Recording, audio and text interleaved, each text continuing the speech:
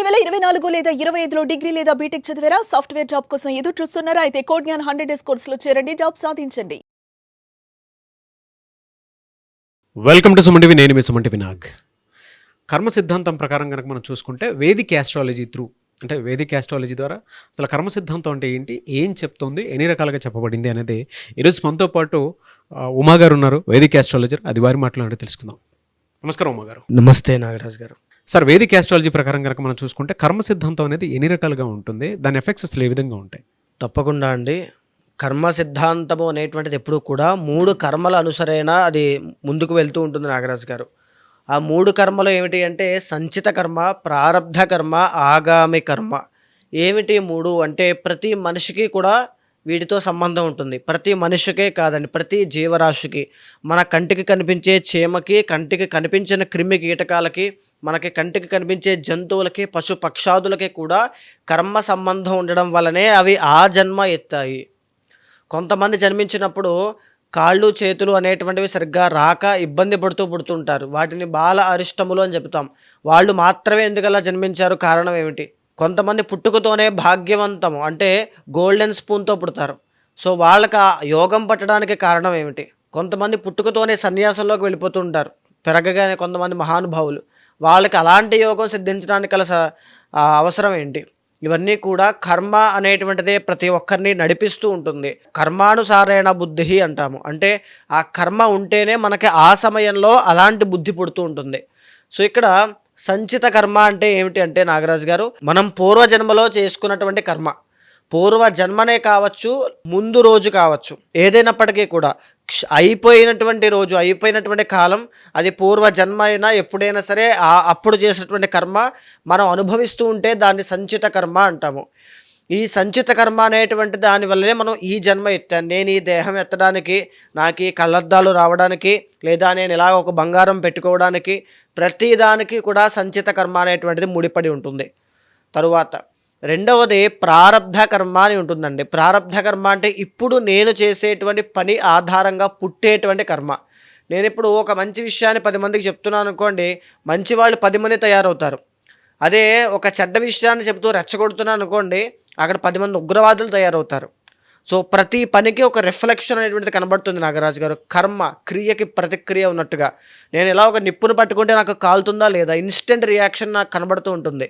నేను ఎక్కువగా మద్య మాంసాదులన్నీ బాగా ఎక్కువగా తీసుకుంటున్నాను అనుకోండి, ఆరోగ్య సమస్యలు విపరీతంగా వస్తాయి. అంటే చాలామంది ఒక క్వశ్చన్ అడుగుతూ ఉంటారు, మానవ సంకల్పము అని. మానవ సంకల్పం ఉంటే జాతకాన్ని కానీ, కర్మని కానీ, విధిని కానీ ఎదిరించవచ్చా, అలా నిల్చున్న వాళ్ళు లేరా అని క్వశ్చన్ అడుగుతూ ఉంటారు. అదే ప్రారబ్ధ కర్మ అండి. అంటే ఇప్పుడు నాకు ఒక రకమైన సమస్య వచ్చింది. సమస్య అనేటువంటిది కర్మ వల్ల వచ్చింది, నాకు సంబంధం లేదు. నాకైనా మీకైనా ఎవరికైనా సరే ఆ సమస్య అనేటువంటి బాణం మన మీద పడుతున్నప్పుడు మనం దానికి ఎదురొడ్డి నుంచున్నామా, భయపడి పరిగెడుతున్నామా అనేటువంటిది మన కాన్షియస్ని మీద ఆధారపడి ఉంటుంది, మన బుద్ధి మీద. అదే ప్రారబ్ధ కర్మ. సో మనం దాన్ని ఎలా తీసుకుంటున్నాం, ఆ సిచ్యువేషన్ ఎలా హ్యాండిల్ చేస్తున్నాం. ఆకలి పుట్టినప్పుడు 10 మందిని యాచించడం వేరు, దొంగతనం చేయడం వేరు, కొట్టి తీసుకోవడం వేరు. ఆకలి ఒకటేనండి, అది కర్మ. నువ్వు కొట్టావా, యాచించావా, దొంగతనం చేసావా అనేదే ప్రారబ్ధ కర్మ. ఈ మూడిట్లో నువ్వేం చేసినా దానికి ప్రతిఫలం మళ్ళీ వెంటనే అనుభవించేస్తావు. అదే ప్రారబ్ధ కర్మ. అయితే ఇదే కాకుండా మన వంశంలో ఎవరైనా ఏదైనా చేసి ఉంటే అది కూడా మనకి ఎఫెక్ట్ అవుతుందండి. ఎందుకు ఎఫెక్ట్ అవుతుంది? మనం ఏ కారణం లేకుండా వాళ్ళ కడుపున కానీ, వాళ్ళ వంశంలో కానీ ఎందుకు జన్మించాం? వాళ్ళ ఇంటి పేరుతో, వాళ్ళ గోత్రంతో మనం ఎందుకు పుట్టాం? సో ఆ కర్మ ఉంది కాబట్టే మనం పుట్టాం. సో ఆ కాలసర్పదోషాలు, పితృశాపాలు ఇవన్నీ కూడా వంశపారంపర్యంగా వచ్చేటువంటివే. అది కూడా కర్మదోషములే అండి. ఇక మూడవది ఆగామి కర్మ. అంటే ఈ సంచిత కర్మ కావచ్చు. అంటే ఇప్పుడు సంచిత కర్మ ఉంది అండి, మనం ఎన్నో తప్పులు చేసాం, కానీ ఆ తప్పులకి అన్నీ ఇప్పుడే అనుభవించేస్తామంటే కాదు. మనము ఏ కారణం లేకుండా ఒక మహారాజును కొట్టాము, అతన్ని తీవ్రంగా అవమానించాము. ఆ కర్మ మనం ఎలాగ మనం పొందుతాం? మళ్ళా మనల్ని కూడా మన మహారాజులా కానీ, మన ఒక లీడర్లా కానీ ఉన్నప్పుడు మనల్ని ఎవరైనా కొట్టినప్పుడే ఆ కర్మ ప్రతిక్రియగా తీరుతుంది. అలా నేను మహారాజు అవ్వాలంటే నాకు ఎంత పుణ్యం రావాలి? ఆ అంత పుణ్యం వచ్చినప్పుడు ఆ కర్మ నాకు ఎఫెక్ట్ అవుతుంది. అలాగా కర్మ అనేటువంటిది ఒకేసారి రాదు. మన యొక్క ప్రవర్తన బట్టి దాని యొక్క ఆధారంగా జన్మలు బట్టి అది వస్తూ ఉంటుంది. అలాగే బ్యాలెన్స్ ఉన్నటువంటి సంచిత కర్మ, ఇప్పుడు మనం చేసేటువంటి ప్రారబ్ధ కర్మ రెండు కలగలిపి వచ్చి మనం ఫ్యూచర్లో అనుభవించేటువంటి పరిస్థితులే ఆగామి కర్మ. ఉదాహరణకి ఇప్పుడు ఎవరినైనా నేను కొట్టాను అనుకోండి, అతను నన్ను తిరిగి కొడతాడు, లేదా నేను మళ్ళీ తిరిగి కొడతాను. హాస్పిటల్కైనా వెళ్ళొచ్చు, జైలుకైనా వెళ్ళొచ్చు అనేటువంటిది ఆగామి కర్మ. ఖచ్చితంగా అది జరుగుతుంది. సో ఈ విధంగా కర్మ అనేటువంటిది ప్రతి రాశిని, ప్రతి నక్షత్రాన్ని, ఈవెన్ ప్రతి మనిషిని, ప్రతి జీవరాశిని కూడా ఎఫెక్ట్ చేస్తూ ఉంటుందండి. సో ఈ రాశులకి వాటికి సంబంధం ఏంటి అని చాలామంది కన్ఫ్యూజ్ అవ్వచ్చు. ఉదాహరణకి మేషరాశిలో జన్మించినప్పుడు అధిపతి కుజుడవుతారు. ఎందుకు అధిపతి కుజుడయ్యారు? మేషరాశిలోనే ఎందుకు జన్మించాము? ప్రతిదీ కూడా ఇంటర్లింక్డ్ ఉంటుందండి. ఈ టైంలో ఈ రాశి వాళ్ళకి బాగాలేదు, మనం ఎలా చెప్పగలిగాము? ఆ కనిపించేటువంటి జ్యోతిష చక్రం బట్టి మనం చెబుతూ ఉంటాం గోచారంలో. ఆ కర్మానుసారేనా మనం ఆ నిమిషంలో పుట్టడానికి కూడా కారణం కర్మనే. సో దాన్ని ఇండికేట్ చేసేదే ఆస్ట్రాలజీ. మీరు చెప్పిన దాని ప్రకారం అయితే ఈ 3 కర్మ సిద్ధాంతాల్లో వృశ్చిక రాశి వారికి అంటే ఏ కర్మ సిద్ధాంతం ఉండేటువంటి అవకాశం ఉంది? August, September, October, November, December వరకు కనుక మనం చూసుకుంటే ఎస్పెషల్లీ విమెన్కి ఏ విధంగా ఉంటుందని? తప్పకుండా అండి. వృశ్చిక రాశి వాళ్ళకి సంచిత ప్రారబ్ధ ఆగామి కర్మల్లో ప్రధానంగా వీళ్ళకి ఎలాంటి ఫేస్ చేస్తారంటే హెల్త్ అండి, శత్రువులు, రుణ బాధలు, ఆర్థిక సమస్యలు అనేటువంటివి చాలా ఎక్కువ ఉంటాయి. ఎలా చెప్పొచ్చు అంటే దీన్ని మనం బాగా అర్థమయ్యేలాగా పేరు గొప్ప ఊరు దిబ్బ అని చెప్పొచ్చు. మంచి పొజిషన్లో ఉంటారు, మంచి పవర్ ఉంటుంది, మంచి పెద్ద పెద్ద పలుకుబడిన వ్యక్తులతో పరిచయాలు ఉంటాయి, ఏదైనా పని చేసుకోగలిగే కెపాసిటీ వీళ్ళకి ఉంటుంది, గవర్నమెంట్ అఫీషియల్స్తో వీళ్ళకి పరిచయాలు ఉంటాయి, చాలా బాగుంటుంది. 10th లార్డ్ రవి కాబట్టి అండి. కానీ ఫైనాన్షియల్ ప్రాబ్లమ్స్ అనేటువంటివి 100% వీళ్ళు చూస్తారు. రుణ బాధలు, అప్పులు అనేటువంటివి 100% చూస్తారు. బయటికి వీళ్ళని చాలా పెద్దవాళ్ళు, చాలా డబ్బున్న వాళ్ళు, వెరీ సెటిల్డ్ పీపుల్లా అనుకున్నా వీళ్ళకు ఉండేటువంటి కష్టాలు వీళ్ళకి చాలా ఎక్కువ ఉంటాయండి వృశ్చిక రాశి వాళ్ళకి. బికాస్ ఎందుకు అంటే వృశ్చిక రాశి అనేటువంటిది the original 8th house. So ఏంటి అంటే సీక్రెట్స్ అనేటువంటివి చాలా ఎక్కువ ఉంటాయి. సీక్రెట్స్ అంటే ఏంటి? మన అర్థంలో, మన భావజాలంలో ఈ సంచిత కర్మ అనేటువంటిది అందరికీ ఒకేలా పనిచేయదండి. ఒక్కొక్కరిని ఒక్కొక్కలాగా ఇబ్బంది పెడుతూ ఉంటుంది. నాకు ఆకలేస్తేనే బయటకు ఆకలేస్తుందని చెప్పుకోగలను, కానీ వీళ్ళు అలా చెప్పుకోలేరు. నాకు కష్టం వస్తే నేను ఏడవగలను, కానీ వీళ్ళలా ఏడవలేరు. వీళ్ళకి ఆ మొహమాటము కానీ, పౌరుషం కానీ అన్నీ అడ్డొస్తాయి. నేను చేసుకోగలను అనే ధైర్యం ఉన్నా చేజారిపోతుందనే ఒక భయం కూడా ఉంటుందన్నమాట. సో ఆ విధంగా మానసికంగా కృంగిపోవడం లాంటివి వృశ్చిక రాశి వాళ్ళు చాలా ఎక్కువగా చూస్తారు. ఇంకొకటి ఏంటి అంటే లైఫ్లో వీళ్ళకి ట్రాన్స్ఫర్మేషన్స్ కానీ, సడన్ చేంజెస్ కానీ చాలా ఎక్కువగా జరుగుతాయండి. 20 నుంచి 25 వరకు వీళ్ళ లైఫ్లో ఒకలా ఉంటే 25 దాటిన తర్వాత 40 వరకు ఒక రేంజ్లో వెళ్తూ ఉంటుంది. ఆ తర్వాత నుంచి మళ్ళీ కంప్లీట్గా ఇంకొకలా ఉంటుంది. సో ఆ సడన్ చేంజ్ని యాక్సెప్ట్ చేయలేక ఏం జరుగుతుందనేటువంటి భయంతో కొన్నిసార్లు మంచే జరగచ్చు. మనం ఒక బ్లూ ప్రింట్ కోసం మాట్లాడుకుంటున్నాం కాబట్టి కొన్నిసార్లు మంచే జరగచ్చండి, కొన్నిసార్లు చెడు జరగవచ్చు. ఆ సడన్ చేంజ్ని యాక్సెప్ట్ చేయలేక వచ్చే భయం అనేటువంటిది చాలా ఎక్కువగా ఉంటుంది. మేజర్గా చెప్పాలి అంటే నాగరాజు గారు డబ్బు అనేటువంటి దాన్ని సంపాదిస్తారు, కానీ కష్టము అనేటువంటిది ఉంటుంది. నా దగ్గరికి 100 రూపాయలు కన్సిస్టెంట్గా వస్తూ ఉంటుంది, నేను 1000 రూపాయలు ఖర్చు పెడుతూ ఉంటాను కన్సిస్టెంట్గా. ఆ 900 మళ్ళీ దాన్ని పోడ్చగలనా లేదా అనేటువంటి ఒక భయము, ఆ గిల్ట్ కానీ అవన్నీ కూడా చాలా ఎక్కువ ఉంటాయి. బికాజ్ ఎందుకంటే వీళ్ళకి 12th లార్డ్ శుక్రుడు. దేనివల్ల అంటే లగ్జరీగా ఖర్చు అయిపోతుంటాయి తెలియకుండానే. అది లగ్జరీ అని మనం అనుకుంటాము, కానీ అది నార్మల్గానే వాళ్ళు ఖర్చు పెడుతున్నామని వాళ్ళు అనుకుంటారు. ఆ విధంగా ఖర్చు అయిపోతుంటాయండి. ఇంకొకటి ఏంటి అంటే వీళ్ళ భార్య వల్ల, భార్య అనే కాదు స్పౌస్ వల్ల ఖచ్చితంగా చెప్పాలండి. మనం విమెన్ రేటెడ్ మాట్లాడుకుంటున్నాం కాబట్టి భార్య లేదా భర్త వల్ల విపరీతంగా డబ్బులు ఖర్చు అయ్యే అవకాశాలు ఉంటాయి. వాళ్ళ హెల్త్ ఇష్యూస్ కోసం కావచ్చు, వాళ్ళ విదేశీ యోగం కోసం కావచ్చు, వాళ్ళ ఖర్చులన్నీ వీళ్ళ మీద పడడం వల్ల కావచ్చు, వాళ్ళ సమస్యలన్నీ వీళ్ళ మీద పడడం వల్ల కావచ్చు, కంప్లీట్గా బిజినెస్ వల్ల కూడా కావచ్చు. ఎందుకంటే 7th అంటే బిజినెస్ హౌస్ కాబట్టి. సో ఇక్కడ బిజినెస్ కోసం బాగా నష్టపోవడం, సో ఇక్కడ బిజినెస్ కోసం బాగా ఇన్వెస్ట్మెంట్ చేయడం, బాగా నష్టపోవడం లాంటివి ఎక్కువగా ఉంటాయి. నష్టము అని చెప్పడం కన్నా బిజినెస్ మ్యాన్ దృష్టిలో మనం చెప్పాలని డబ్బులు ఖర్చు పెట్టడం ఇన్వెస్ట్మెంట్ అవుతుంది. సో ఆ రొటేషన్ ప్రాసెస్లో ఏం జరుగుతుందంటే డబ్బులు కనబడవు, వీళ్ళ దగ్గర నిలబడవు. ఆ విధంగా డబ్బు నిలబడట్లేదు అనే భావనతో ఇది చాలామందికి రెగ్యులర్గా ఉండే ప్రాబ్లం అండి. చాలామంది డబ్బు ఎంత సంపాదిస్తున్నా నిలబడట్లేదని చాలా పెద్దవాళ్ళు కూడా ఇబ్బంది పడుతూ ఉంటారు.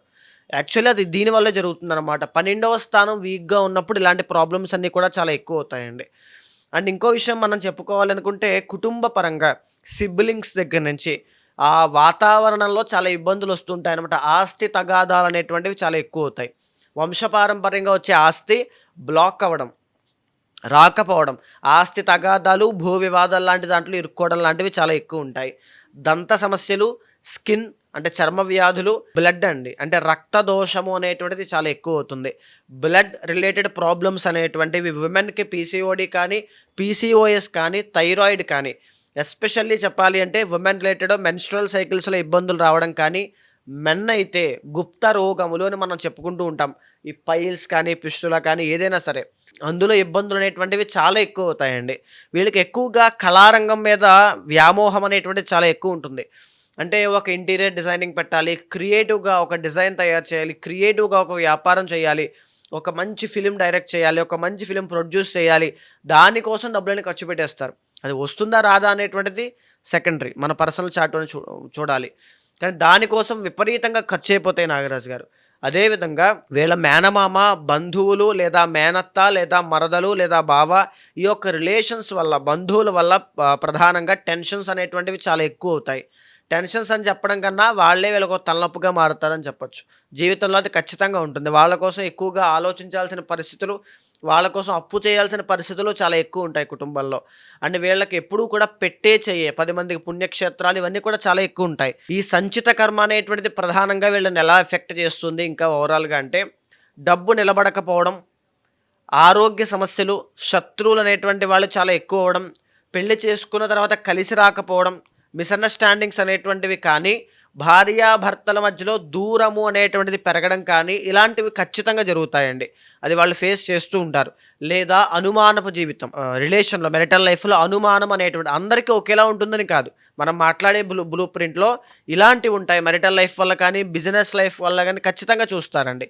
అండ్ ఈవెన్ ఇంకొక ప్రాబ్లం ఏంటి అంటే, వీళ్ళ స్థాయి అనేటువంటిది బయటికి కనబడడం చాలా పెద్దగా కనబడుతుంది.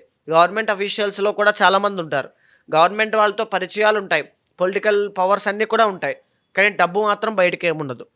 ఈ రకమైనటువంటి ఇబ్బందులు మీకు కనబడుతున్నాయి అంటే మీరు సంచిత కర్మ వల్ల చాలా ఇబ్బంది పడుతున్నారని అర్థం అండి. వృశ్చిక రాశి వాళ్ళు ఇది ఖచ్చితంగా వీళ్ళకే కనబడుతుంది. అయితే దీన్ని చాలా బయటికి రావాలి అంటే ప్రధానంగా వీళ్ళు శివ ఆరాధన అనేటువంటిది ఎక్కువగా చేయాలండి. 9th and 10th lord రవిచంద్రుడు. Shiva ఆరాధన ఎక్కువగా చేయాలి. అది శక్తి ఉన్నవాళ్ళు యాగము, హోమము ఏ విధంగా చేసుకున్నా, ఇంట్లో స్ఫటిక శివలింగాన్ని పెట్టి నిరంతరం అభిషేకం చేసినా, శివనామస్మరణ జపముగా చేసినా, ఏమి చేసినా పర్వాలేదు, భక్తపరాయణుడైనటువంటి శివుణ్ణి వీళ్ళు ప్రసన్నం చేసుకోగలిగితే కర్మదోషం పోయి అనుకున్నవన్నీ కూడా సిద్ధిస్తాయండి. వృశ్చిక రాశి వాళ్ళు హార్డ్ వర్కర్స్, ఏదైనా నిస్వార్థంగా పనిచేసేటువంటి తత్వం కలిగినటువంటి వాళ్ళు. అలాంటి వాళ్ళకి అదృష్టము కానీ, ప్రకృతి కానీ తోడవ్వాలంటే శివ అనుగ్రహమే ఏకైక మార్గము. సో ఈ జరిగేటువంటి మాసాల్లో మనం చూస్తే నాగరాజు గారు, సెప్టెంబర్ 17వ తారీఖు దగ్గర నుంచి అక్టోబర్ 17 వరకు వీళ్ళకి బాగా కలిసి వచ్చేటువంటి మాసంగా ఉంటుంది.